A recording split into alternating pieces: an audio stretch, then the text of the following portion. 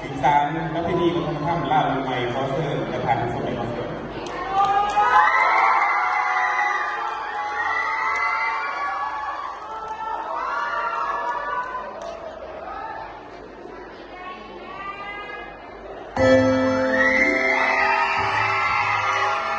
วัฒนธรรมประเพณีลาวที่สืบทอดกันมาแต่โบราณกาล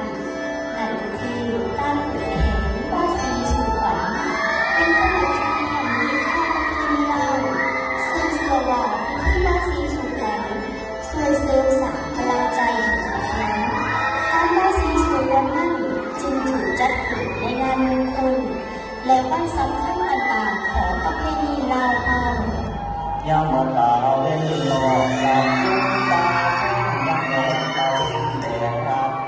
ป่าไม่ก่อนจะไปอยู่ไกลอีกไกลทางใด